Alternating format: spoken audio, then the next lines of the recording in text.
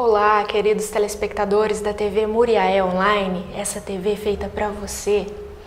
Estamos aqui com o programa Psique, um programa voltado para a ciência da psicologia, essa ciência maravilhosa. E hoje, especificamente, nós vamos falar sobre um tema que nos cerca todos os dias: loucura. A gente ouve dizer assim: ah, fulano é louco, você tá doido, menino?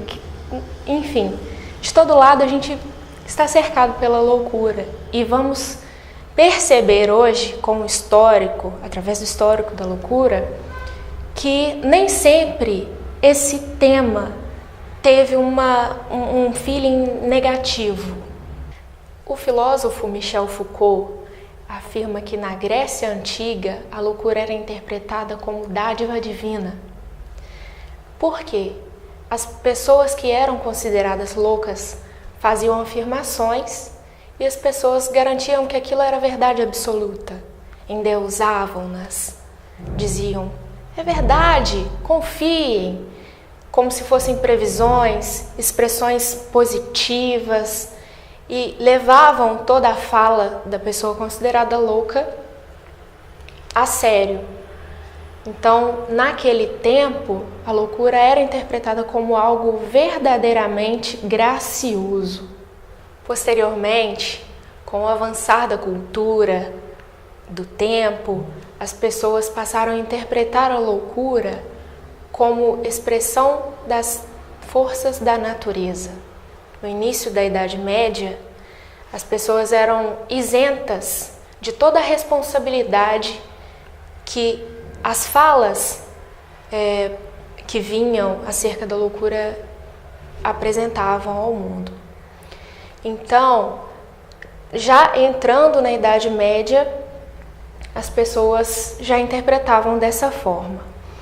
Mas para o final da Idade Média, a loucura passou a ser interpretada como algo totalmente diferente daquilo que era na Grécia Antiga.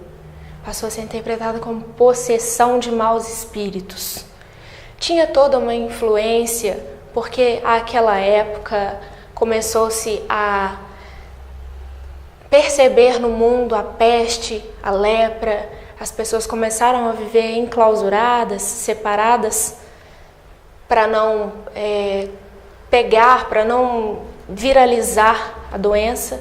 E os loucos passaram a ser excluídos juntamente com os leprosários. Posteriormente, com o avanço da medicina, no século XVIII, a loucura passou já a ter o caráter de doença mental, passível de ser curada. É interessante pensar que houve um médico muito importante para o contexto antimanicomial, que foi o psiquiatra Philippe Pinel, que nesse tempo passou a tirar todas as amarras dos loucos, quando começou-se a implantar os hospitais psiquiátricos no mundo. Em meados do século XX, os hospitais começaram a ser mais divulgados, começaram a ampliar esses serviços pelo mundo. Quer saber como os serviços de hospitais psiquiátricos eram feitos aqui no Brasil? Vamos para o intervalo e voltamos já já.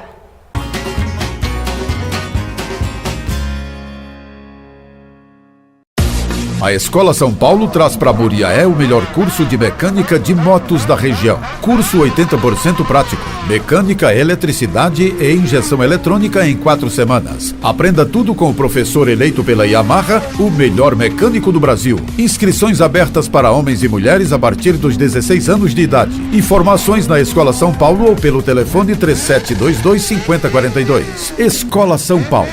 A escola para quem gosta de estudar.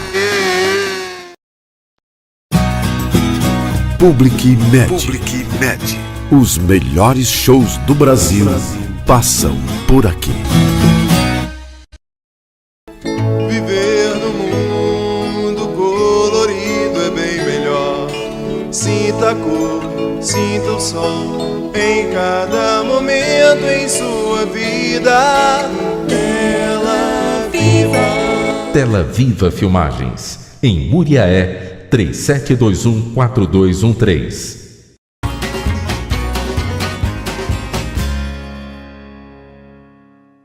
Voltamos a apresentar o programa Psique, continuando a falar sobre loucura. Paramos no século XX, quando pensávamos na implantação dos hospitais psiquiátricos. Houve a proposta de pensarmos no nosso contexto brasileiro. O primeiro hospital psiquiátrico implantado no Brasil foi na cidade do Rio de Janeiro, o hospital chamado Pedro II. Porém, esse hospital não é o mais famoso no Brasil. O mais abordado pela mídia, o mais conhecido é o Hospital Colônia de Barbacena. Esse hospital, ele teve uma fama um pouco maior por tudo que ocorria na cidade de Barbacena e nas redondezas. A cidade de Barbacena era uma cidade centralizada, estavam reunidos as autoridades locais pensando na possibilidade de Barbacena se tornar uma capital. Porém, houveram outros requisitos que decidiram não presentear a cidade como capital. Ofereceram um presente de grego chamado Hospital Psiquiátrico Colônia, com a intenção de tratar os doentes mentais da região. Então, o hospital, ele é muito grande, foi colocado na cidade como referência. Barbacena, então, passou a ser centro de um holocausto brasileiro, como relata a jornalista Daniela Arbex no seu livro O Holocausto Brasileiro. Por que desse nome, Holocausto? Um nome tão pesado, né? Pensa-se então em todo o contexto que rondava aquele local. Pessoas eram levadas para aquele hospital sem conter nenhum tipo de doença mental. Apenas por serem homossexuais, pessoas indesejáveis pela sociedade, crianças que respondiam seus professores, mães solteiras, mulheres que questionavam, que entravam em contextos que não eram bem recebidas, mulheres que se divorciavam dos maridos, pessoas que não tinham nenhum tipo de transtorno mental eram levados para aquele hospital. Para quem não conhece, o Hospital Colônia de Barbacena, ele é situado no final de um trilho de trem. Então as pessoas eram colocadas nos vagões e depositadas naquele local sem previsão de saída. As pessoas chegavam àquele local, perdiam suas identidades, eram tratadas como números ou como nomes inventados pelas pessoas que trabalhavam lá, enfim, perdiam o seu direito de cidadão para ser enclausurado naquele local sem perspectiva nenhuma de saída. Funcionavam alguns tipos de mecanismos que se sabe hoje que não são válidos para tratar verdadeiramente o transtorno mental, como eletrochoque. Em algumas pesquisas utilizavam-se de lobotomia, de certos tipos de tortura. Sabe-se que existem hoje alguns tipos de tratamentos em desenvolvimento de pesquisas para trabalhar essas temáticas, porém não são utilizadas mais como meios de tortura, meios de punir aquelas pessoas por alguns tipos de ato cometidos por elas. Enfim, a jornalista Daniela Arbex, ela relata com toda sensibilidade. É até interessante falar de um programa de psicologia trazendo com tanto enfoque uma jornalista, mas É incrível a obra dela no sentido psicológico, ela traz toda um feeling de tudo aquilo que foi vivido por aquelas pessoas, várias histórias e algumas pessoas que conseguiram sair daquele hospital psiquiátrico. Tem muitos relatos, muitas fotos interessantes. Então, passamos também por um dado momento que ela ressalta a importância da visita do italiano Franco Basaglia, aqui no Hospital Colônia, em Barbacena. O italiano veio com uma proposta de conhecer o local que era tão falado e, em um dado momento, ele saiu de Barbacena para ir a Belo Horizonte, calado, porque, segundo ele, nunca havia visto tanta tortura em um local. A fala dele retrata muito bem o que ele sentiu. Ele disse que nenhum campo de concentração nazista viu tanta tortura. Então, é de se pensar o que aquelas pessoas vivenciavam dentro daquele hospital. O italiano, ele trouxe a proposta, alcançou a mídia brasileira para que as pessoas começassem a pensar numa forma de sair daquilo. Então, os trabalhadores de saúde mental se sentiram incentivados a modificar aquele contexto e começaram a trabalhar para que fossem modificados alguns fatores. Quer saber um pouco sobre essas modificações? Vamos para o intervalo e já voltamos.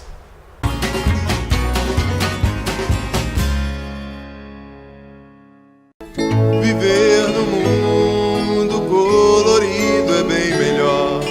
Sinta a cor, sinta o sol em cada momento em sua vida. Tela Viva. Tela Viva Filmagens, em Muriaé, 37214213. A Escola São Paulo traz para Muriaé o melhor curso de mecânica de motos da região. Curso 80% prático. Mecânica, eletricidade e injeção eletrônica em 4 semanas. Aprenda tudo com o professor eleito pela Yamaha, o melhor mecânico do Brasil. Inscrições abertas para homens e mulheres a partir dos 16 anos de idade. Informações na Escola São Paulo ou pelo telefone 3722-5042. Escola São Paulo. A escola para quem gosta de estudar. Public Med. Os melhores shows do Brasil passam por aqui.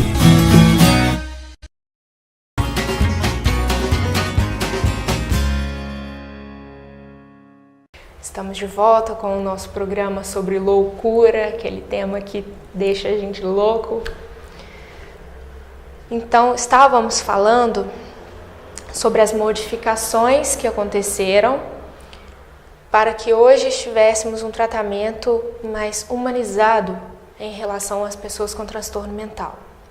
Houveram algumas leis que foram pilares fundamentais para que houvesse essa transformação. A lei do SUS, para quem não conhece, a lei 8.080/90, veio garantir atendimento nos hospitais gerais, atendimento às pessoas, a todo tipo de pessoa, e inclui-se também os tratamentos de transtornos mental. Então, houve também a lei de Paulo Delgado, lei de número 10.216, que veio garantir um tratamento humanizado com total respeito à pessoa com transtorno mental. Essas leis, elas foram fundamentais para quebrar as barreiras que existiam em quesito de tratamento às pessoas com transtorno mental, porque aqueles que viviam enclausurados, que viviam trancados em hospitais, não podiam enxergar o que havia por fora daquelas paredes.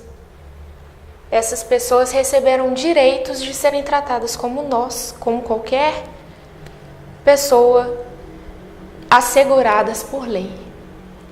Então, os serviços houveram necessidade de ser reconstruídos. Atualmente, encontra-se em processo, porque todo esse histórico de luta antimanicomial, que é o nome dado a essa luta para que as pessoas reconquistem os seus direitos e não apenas sejam limpados de uma sociedade, tidos como indesejáveis, essa luta antimanicomial ela é muito recente. Se for parar para pensar, nós temos acesso à Barbacena, à internet, tem vários vídeos que nos mostram o quão atual é esse processo. Existem pessoas sobreviventes dos hospitais psiquiátricos que contam suas histórias, enfim, que trazem hoje para nós todo esse processo. Estou trazendo isso para mostrar para vocês que é algo atual. Encontramos barreiras ainda, estamos em processo de transformação.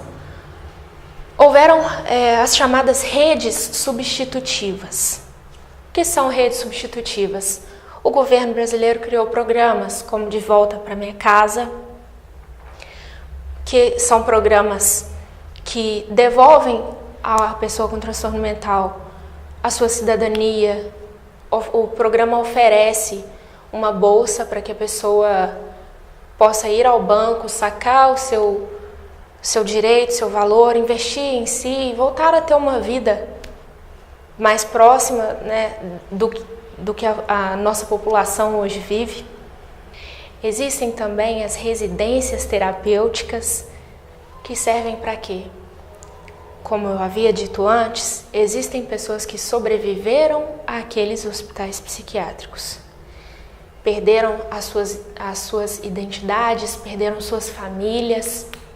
Então essas pessoas precisam de um lar. Como voltar para casa?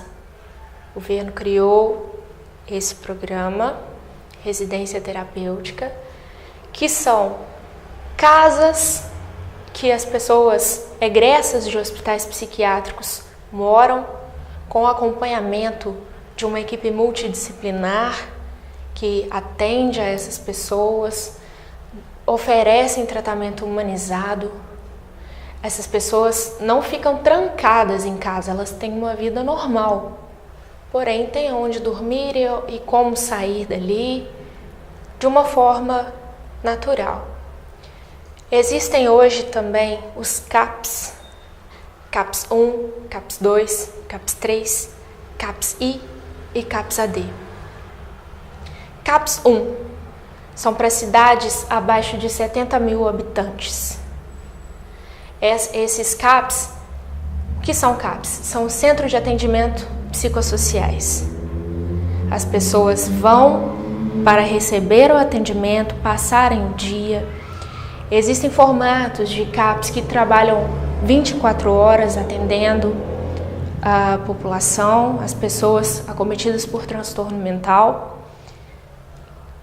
Esses CAPs, eles são regionalizados, são colocados em locais adequados, que não possam oferecer nenhum tipo de risco para as pessoas com transtorno mental. CAPs 1, CAPs 2 e CAPs 3, eles têm um formato diferente do CAPs AD e do CAPs I. Por quê?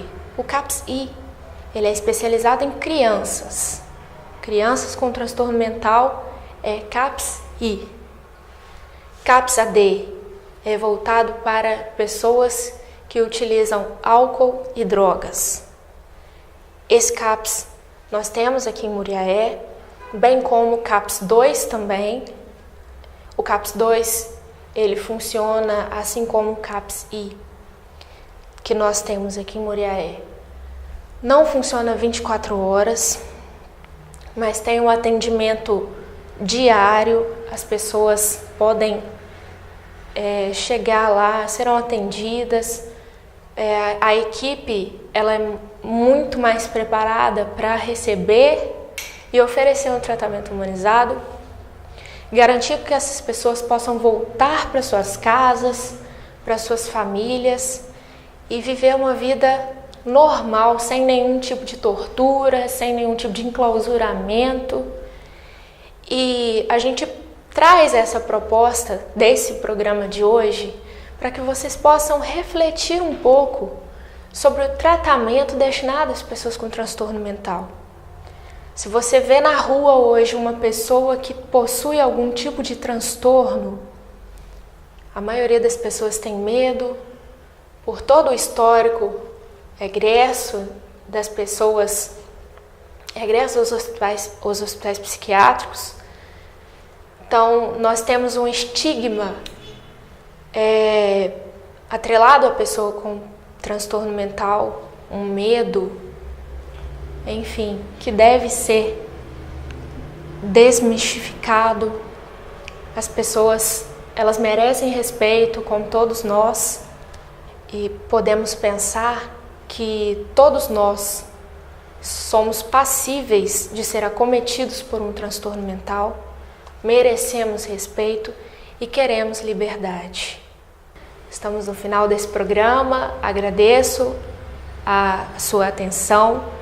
Convido a você, querido telespectador, que continue acompanhando a TV Muriaé Online.